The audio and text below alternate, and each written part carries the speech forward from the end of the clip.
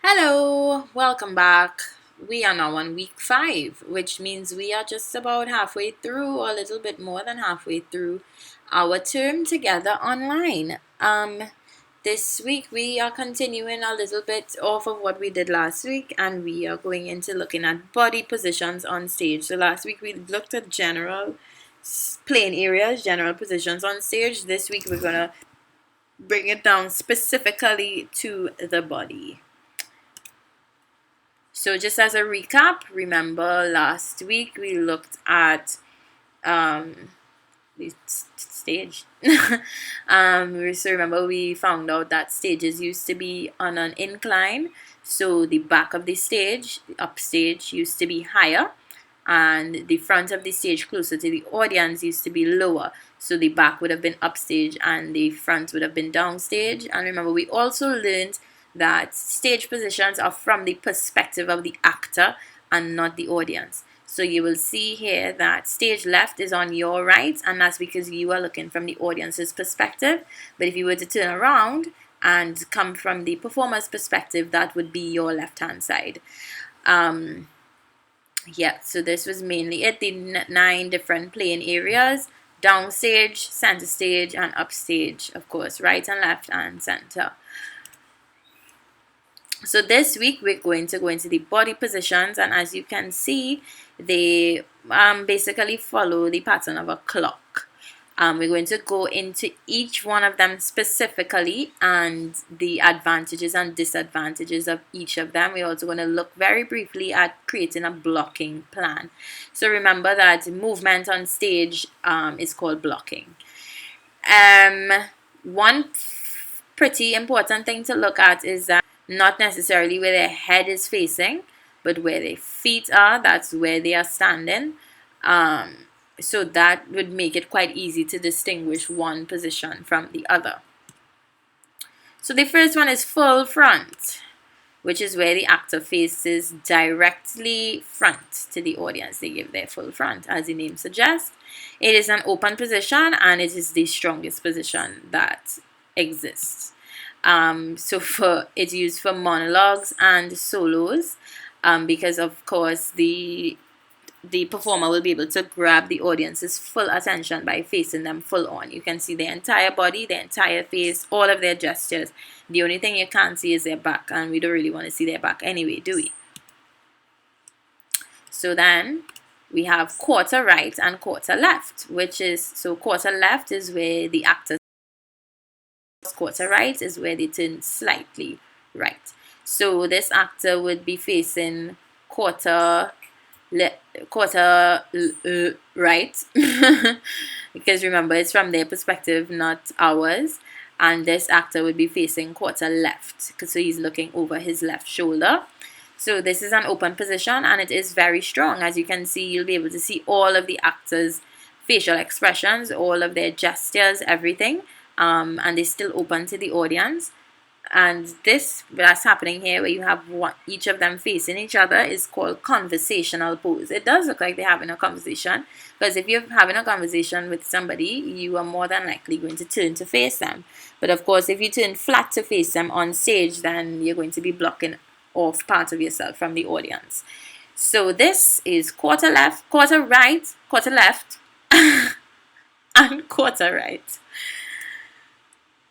So then right profile and left profile. So of course, profile is another word for the side of your body. So this here is right profile, and left profile, of course, is where they place completely left. So your feet are facing flat to the side. You're not partially opened out to the audience, but you are flat to the side. So all we can see is the side of you, not the front. And this is a weak position because we can't see your face clearly. We could only see parts of your face, your vocals. Your speech is going to go towards the side of the room rather than going forward into the audience for them to hear you. So again, we're looking at right profile and left profile, which is where you face flat to the side. So then 3/4 left, as you can see in these pictures. I hope you all would have noticed by now that the pictures are depicting the movements. So 3/4 left is where the actor faces upstage left, and of course 3/4 right is where they face upstage right.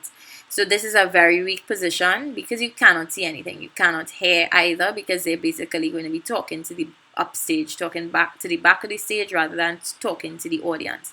So as you can see here, you can't even see his face. You would not be able to hear what he's saying unless he's wearing a mic.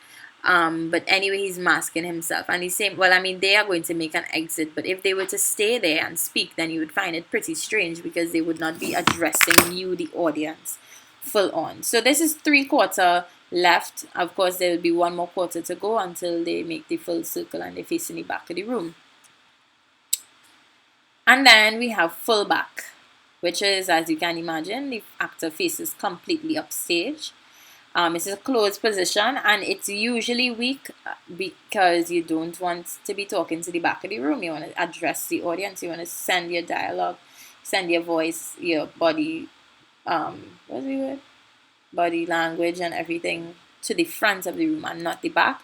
However, as you can see here, sometimes it's used for dramatic effect. So we see in his back, instead of him standing up staring at us, there's a projection happening in the back there.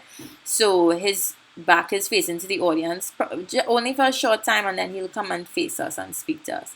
So full back is a closed position, and it can have dramatic impact, but most times it's a weak position because you don't want to see the actor's back unless it is intentional. Right, so something that's happening here, if this actor were to deliver his line, we wouldn't be able to see his face, or we wouldn't be able to hear him, because there's something called upstaging which is happening. And upstaging is where one actor, well, I'm going to let you all watch a video so you understand exactly what upstaging is, but sometimes it could be deliberate. Sometimes actors do it as a kind of spiteful way to get other actors in bad positions to make life hard for them.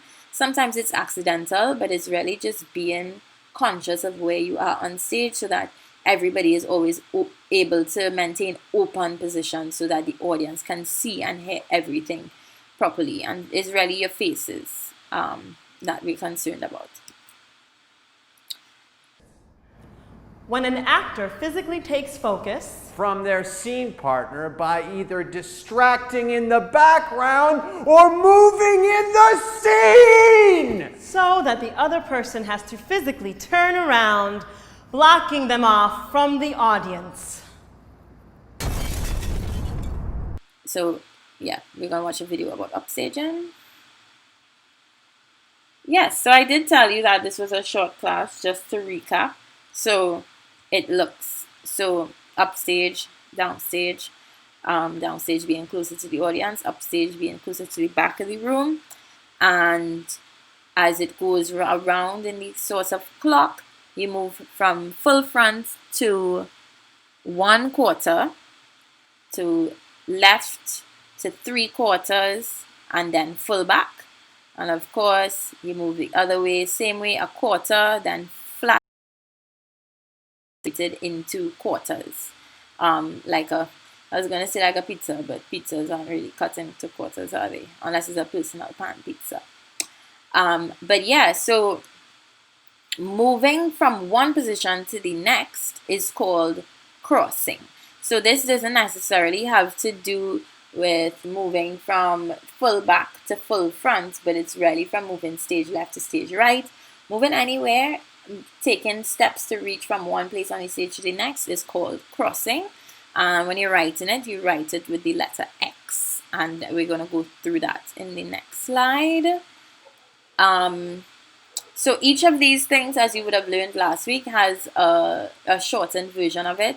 So FF will be full front, quarter L will be quarter left, quarter R will be quarter right, PRL would be profile left, profile right would be PRR.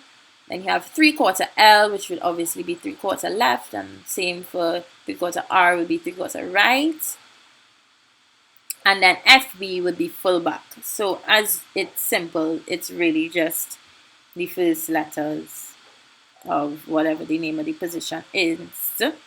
And then you can have a blocking plan which is where you map out where an actor is going to, how their blocking is going to move, going to operate.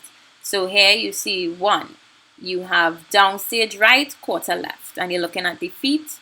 That's how you know where they're facing. So they move from downstage right, quarter left to cross. That's what the X stands for, cross. Upstage center, full front. The feet are facing directly to the front. And the X there stands for cross. Cross. Oh, yeah. Cross. To face profile left. No. I know that. I made a mistake. Cross upstage right, which is where this is, to face quarter left. And then they cross to center to face profile left. And you know it's profile because they're facing flat to the side.